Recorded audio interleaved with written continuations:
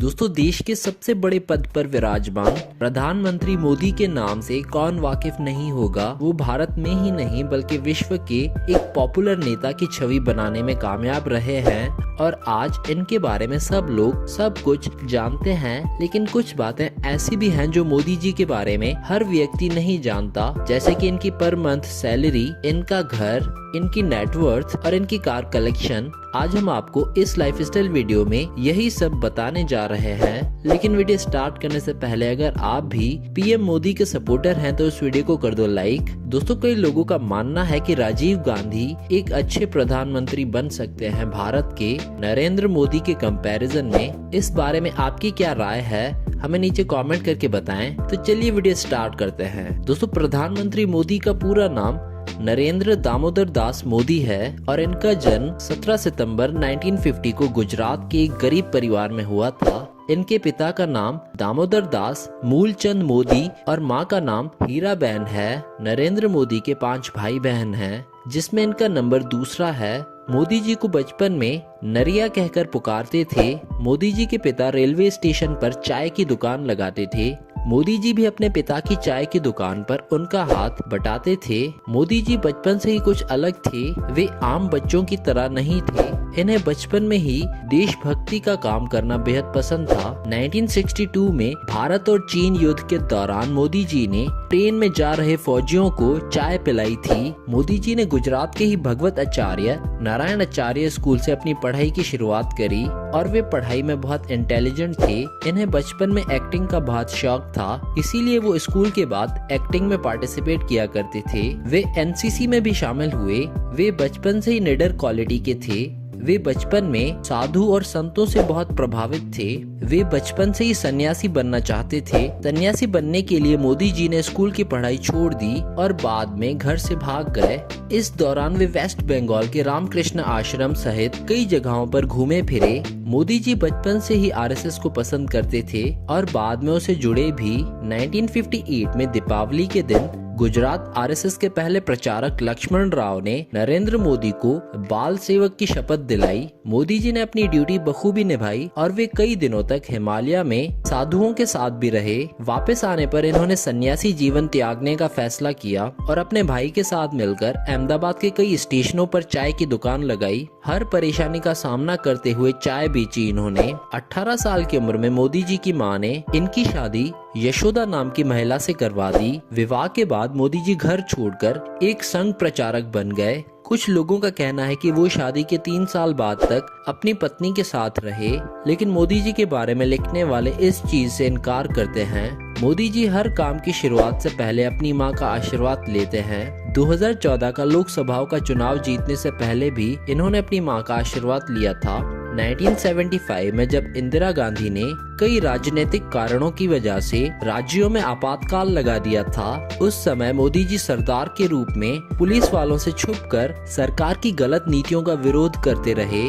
Modi ji RSS के बहुत ही मेहनती कार्यकर्ता थे। आरएसएस में इन्हें इनके काम के कारण बहुत रेस्पेक्ट मिलने लगी। वे स्वामी विवेकानंद से बहुत इंस्पायर्ड थे।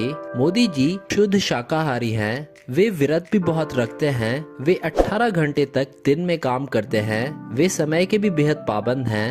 1990 में बीजेपी के बड़े नेताओं ने मोदी जी को अपनी पार्टी में शामिल कर दिया और वे पार्टी के लिए बहुत ही मेहनत और लगन से काम करने लगे। 1985 में गुजरात के विधानसभा चुनाव में बीजेपी पार्टी को मेजॉरिटी में वोट्स मिले और वो जीत गए और मोदी जी को दिल्ली में केंद्रीय मंत्री की रिस्पॉन्सिबिलिटी सौंप दी गई। और इसके बाद अक्टूबर 2001 में बीजेपी ने मोदी जी को गुजरात का मुख्यमंत्री बना दिया।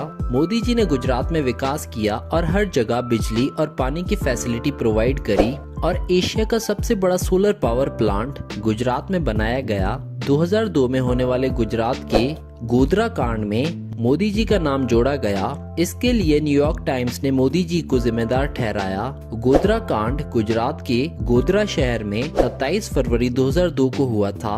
गोधरा शहर में रेलवे स्टेशन पर एक ट्रेन के 7 कंपार्टमेंट में आग लगा दी गई थी, जिसमें 60 लोगों की जान चली गई। इसके बाद गुजरात में जगह जगह पर दंगे स्टार्ट हो गए और 28 फरवरी 2002 को गुजरात के कई इलाकों में दंगों ने भयंकर रूप ले लिया और 1200 से ज्यादा लोग मारे गए। इसके बाद सुप्रीम कोर्ट ने इस कांड की जांच के लिए स्पेशल कमेटी बनाई। कमेटी ने पूरी जांच पड़ताल की। 2010 में सुप्रीम कोर्ट ने कमेटी की जांच के आधार पर फैसला सुनाया। फैसले में सुप्रीम कोर्ट ने कहा कि कमेटी को दंगों में कहीं भी मोदी जी का हाथ नहीं मिला। मोदी जी ने गुजरात में सरकारी कायदे कानूनों के खिलाफ बनाए गए सभी मंदिरों को तोड़वा दिया। इसके बाद मोदी जी की लोकप्रियता गुजरात में इतनी बढ़ी कि लगातार 4 बार मोदी जी गुजरात के मुख्यमंत्री रहे। 2013 के केदारनाथ फ्लड में केदारनाथ मंदिर को दोबारा बनाने के लिए दिल्ली सरकार से मोदी जी ने बात की, लेकिन उस समय कांग्रेस सरकार ने मना कर दिया। मोदी जी की कामयाबी और अच्छी टैक्टिक्स को देखते हुए बीजेपी सरकार ने 2014 के लोकसभा चुनाव में मोदी जी को प्रधानमंत्री के रूप में चुना। चुनाव के लिए मोदी जी ने सोशल मीडिया का खूब इस्तेमाल किया और अपनी मेहनत और लगन के दम पर बीजेपी को जीत दिलाई। 26 मई 2014 को दिल्ली के प्राइम मिनिस्टर हाउस में मोदी जी ने प्राइम मिनिस्टर के पद की शपथ ली। मोदी जी भारत के 15th प्राइम मिनिस्टर बने। लोगों के लिए वे इतने पॉपुलर नेता बन गए कि दोबारा भी बीजेपी पार्टी को ही जीत मिली मेजॉरिटी के साथ, और 30 मई 2019 को वे दूसरी बार भारत के प्रधानमंत्री बने। अब चलिए दोस्तों, आपको मिलवाते हैं इनके परिवार से। नरेंद्र मोदी के पिता का नाम है लेट दामोदर दास मूलचंद मोदी और इनकी माँ का नाम है हीराबेन। इनकी पत्नी का नाम है यशोदाबेन। इनका एक भाई भी है जिसका नाम है सुमा। इनका एक और भाई भी है जिसका नाम है अमृत मोदी। इसके अलावा इनकी एक बहन भी है जिसका नाम है वसंती बहन। अब चलिए दोस्तों, आपको सैर करवाते हैं मोदी जी के घर की। नरेंद्र मोदी का एक घर गुजरात में है और इनके इस घर को इन्होंने एक महल की तरह बनवाया है, जिसके कई बड़े एरिया में फैला हुआ है गार्डन, और इसी घर में इनकी माँ भी रहती हैं। इस घर के गार्डन में इन्होंने मोर भी रखे हुए हैं जिन्हें वे खुद खाना खिलाते हैं, और साथ ही साथ वे अपने घर के इसी गार्डन में कई बार योगा करते हुए भी स्पॉट किए गए हैं। अगर घर के इंटीरियर की बात करें तो घर में एक छोटा सा किचन, एक टीवी हॉल, 2 बेडरूम और 2 वॉशरूम्स हैं। अगर घर की कीमत की बात करें तो इस घर की कीमत है 40 करोड़ रुपए। इसके अलावा इनके पास एक घर न्यू दिल्ली में भी है, जिसे आप सब लोग प्राइम मिनिस्टर हाउस के नाम से जानते हैं। अब चलिए दोस्तों, बात कर लेते हैं इनकी इनकम के बारे में। दोस्तों, भारत में किसी भी प्रधानमंत्री की पर मंथ सैलरी होती है 1.5 लाख रुपए। अब चलिए दोस्तों, बात कर लेते हैं नरेंद्र मोदी की नेटवर्थ के बारे में। दोस्तों, 2022 के हिसाब से सोशल मीडिया के अनुसार इनकी नेटवर्थ है 80 करोड़ रुपए। अब चलिए दोस्तों, बात कर लेते हैं इनकी कार्स कलेक्शन के बारे में। इनकी कंप्लीट कार्स कलेक्शन की प्राइस 10 करोड़ से भी ऊपर है। इनकी सबसे पहली कार है रेंज रोवर सेंटिनियल और इस कार की कीमत है 4 करोड़ रुपए। इसके अलावा इनके पास एक टोयोटा लैंड क्रूजर भी है जिसकी कीमत है 2 करोड़ रुपए। नरेंद्र मोदी के पास एक BMW 760 Li भी है जिसकी कीमत है 80 लाख रुपए। इनके पास एक Audi A8i भी है जिसकी कीमत है 90 लाख रुपए। इसके अलावा इनके पास एक Mercedes Benz S क्लास भी है जिसकी कीमत है 70 लाख रुपए। चलिए दोस्तों, बात कर लेते हैं इनके हेलीकॉप्टर कलेक्शन के बारे में।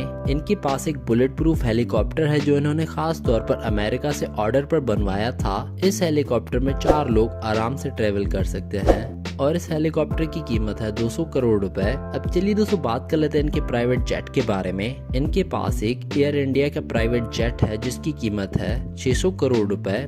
इस प्राइवेट जेट में 80 पैसेंजर्स आराम से ट्रेवल कर सकते हैं। तो दोस्तों, ये थी भारत के प्रधानमंत्री की लाइफस्टाइल वीडियो। नेक्स्ट वीडियो किस देश के प्राइम मिनिस्टर या प्रेसिडेंट पर देखना चाहते हैं आप, हमें नीचे कमेंट करके बताएं।